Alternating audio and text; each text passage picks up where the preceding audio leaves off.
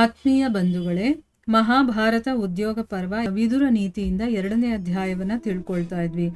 ಓದ ಭಾಗದಲ್ಲಿ ನಾವೇನ್ ತಿಳ್ಕೊಂಡ್ವಿ, ಯಾರು ತಪ್ಪು ಮಾಡುವಂಥ ಒಬ್ಬ ವ್ಯಕ್ತಿ ಇರ್ತಾನೋ ಅಥವಾ ದುಷ್ಟರಿರ್ತಾರೋ ಅಂಥವರ ಸಹವಾಸ ಮಾಡೋದ್ರಿಂದ ನಿರಪರಾಧಿಯಾಗಿರುವಂತಹ ಒಳ್ಳೆ ಮನುಷ್ಯ ಕೂಡ ದಂಡನೆಗೆ ಪಾತ್ರನಾಗ್ತಾನೆ. ಅದಕ್ಕೆ ಅಂಥವರ ಜೊತೆ ಸೇರಬಾರದು ಅನ್ನೋದನ್ನ ಹೇಳಿದ್ರು.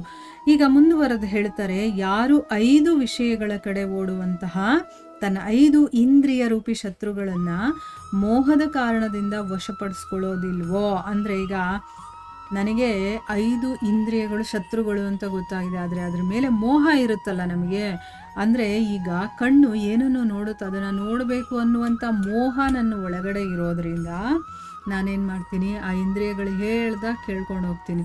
ಅಂದರೆ ಅದನ್ನು ನಾನು ಕಂಟ್ರೋಲ್ ಮಾಡೋದಕ್ಕೆ ಹೋಗೋದಿಲ್ಲ. ಯಾಕೆ? ನನಗೆ ಆ ವಿಷಯದಲ್ಲಿ ಮೋಹ ಇರೋದ್ರಿಂದ.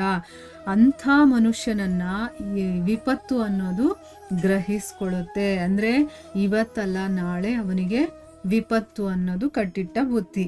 ಆಮೇಲೆ ಗುಣಗಳಲ್ಲಿ ದೋಷಗಳನ್ನು ನೋಡದೇ ಇರೋದು, ಆಮೇಲೆ ಸರಳವಾಗಿರುವಂಥ ಸರಳತೆ ಇರುವಂಥವ್ರು, ಮತ್ತು ಪವಿತ್ರತೆ, ಸಂತೋಷ, ಮತ್ತು ಒಳ್ಳೆ ಮಾತುಗಳನ್ನು ಅಂದರೆ ಬೇರೆಯವರಿಗೆ ಪ್ರಿಯವಾದ ವಚನಗಳನ್ನು ಆಡೋದು, ಇಂದ್ರಿಯಗಳನ್ನು ದಮನ ಮಾಡಿಕೊಳ್ಳೋದು, ಆಮೇಲೆ ಸತ್ಯ ಭಾಷಣ ಅಂದರೆ ನಿಜವನ್ನೇ ಹೇಳುವಂಥದ್ದು, ಮತ್ತು ಅಚಂಚಲತೆ, ಅವನಿಗೆ ಚಂಚಲತೆ ಅನ್ನೋದು ಇರೋದಿಲ್ವಲ್ಲ. ಇಂಥ ಗುಣಗಳು, ಈಗ ಹೇಳಿರೋ ಅಷ್ಟು ಗುಣಗಳು ದುರಾತ್ಮ ಪುರುಷನಲ್ಲಿ ಇರೋದಿಲ್ಲ. ಅಂದರೆ ಒಳ್ಳೆ ಮನುಷ್ಯರಲ್ಲಿ ಮಾತ್ರ ಇಂಥದ್ದಿರೋದು. ಯಾರು ದುರಾತ್ಮನಾಗಿರ್ತಾನೋ ಅವನು ಬೇರೆಯವರ ಗುಣಗಳಲ್ಲಿ ದೋಷಗಳನ್ನು ಕಂಡುಹಿಡಿಯೋದೇ ಅವನ ಕೆಲಸ. ಆಮೇಲೆ ಅವನು ಪವಿತ್ರವಾಗಿರೋದಿಲ್ಲ, ಸಂತೋಷವಾಗಿರೋದಿಲ್ಲ, ಒಳ್ಳೆ ಮಾತುಗಳನ್ನು ಆಡೋದಿಲ್ಲ, ಮತ್ತು ತನ್ನ ಇಂದ್ರಿಯಗಳನ್ನು ಅವನು ಕಂಟ್ರೋಲ್ ಮಾಡ್ಕೊಂಡಿರೋದಿಲ್ಲ, ಆಮೇಲೆ ನಿಜ ಹೇಳೋದಿಲ್ಲ, ಚಂಚಲತೆ ತುಂಬ ಇರುತ್ತೆ ಅವನಿಗೆ. ಇಂಥ ಗುಣಗಳು ಎಲ್ಲವೂ ಕೂಡ ದುರಾತ್ಮನಲ್ಲಿ ಇರುತ್ತೆ. ಇಲ್ಲಿ ಮುಂದುವರೆದು ಹೇಳ್ತಾರೆ ವಿದುರರು, ಭರತನೇ, ಇಲ್ಲಿ ಧೃತರಾಷ್ಟ್ರನಿಗೆ ಭರತ ವಂಶದಲ್ಲಿರೋನು ಅಲ್ವಾ ಅವನು, ಅದಕ್ಕೋಸ್ಕರ ಭರತನೇ ಆತ್ಮಜ್ಞಾನ, ಖಿನ್ನತೆಯ ಅಭಾವ, ಸಹನಶೀಲತೆ, ಧರ್ಮಪರಾಯಣತೆ, ಆಮೇಲೆ ವಚನದ ರಕ್ಷಣೆ ಅಂದರೆ ಹೇಳಿರೋ ಮಾತನ್ನು ನಡೆಸ್ಕೊಡುವಂಥದ್ದು, ಒಂದು ಮಾತು ಕೊಟ್ಟ ಮೇಲೆ ಅದನ್ನು ಮಾಡುವಂಥದ್ದು, ಮತ್ತು ದಾನ. ಈ ಗುಣಗಳು ಅಧಮ ಪುರುಷರಲ್ಲಿ ಇರೋದಿಲ್ಲ. ಅಂದರೆ ಅವರು ಏನು ಮಾತಾಡಿದ್ರು ಕೂಡ ಅದಕ್ಕೆ ತಕ್ಕಂಗೆ ನಡ್ಕೊಳ್ಳೋದಿಲ್ಲ.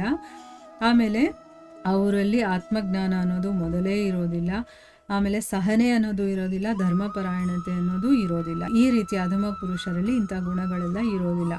ಮೂರ್ಖ ಮನುಷ್ಯರು ವಿದ್ವಾಂಸರಿಗೆ ಬೈಯೋದು ಮತ್ತು ನಿಂದನೆಯಿಂದ ಕಷ್ಟವನ್ನು ಕೊಡ್ತಾರೆ ಅಲ್ವಾ. ಇಂಥದ್ದನ್ನು ನಾವು ಬೇಕಾದಷ್ಟು ನೋಡಿರ್ತೀವಿ ನಮ್ಮ ಜೀವನದಲ್ಲೂ ಕೂಡ.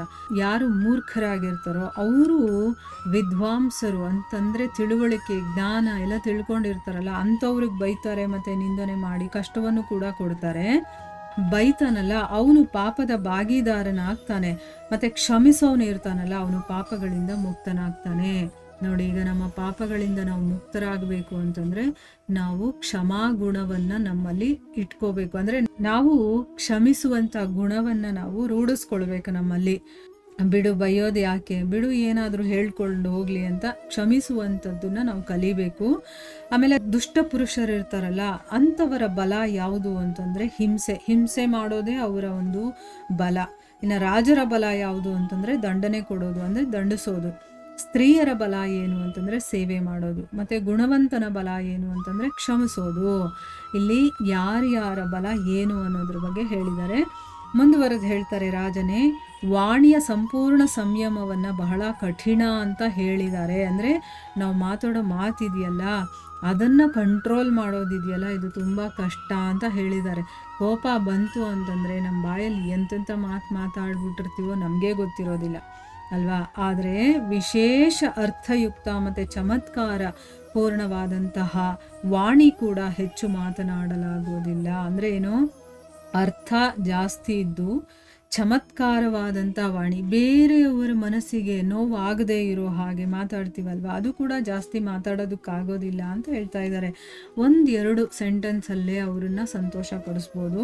ಮುಂದುವರೆದು ಹೇಳ್ತಾರೆ, ರಾಜರೇ ಮಧುರ ಶಬ್ದಗಳಲ್ಲಿ ಹೇಳಿರುವಂಥ ಮಾತುಗಳಿದೆಯಲ್ಲ ಅದು ಬೇಕಾದಷ್ಟು ರೀತಿಯಲ್ಲಿ ಕಲ್ಯಾಣವನ್ನೇ ಮಾಡುತ್ತೆ, ಒಳ್ಳೆಯದನ್ನೇ ಮಾಡುತ್ತೆ.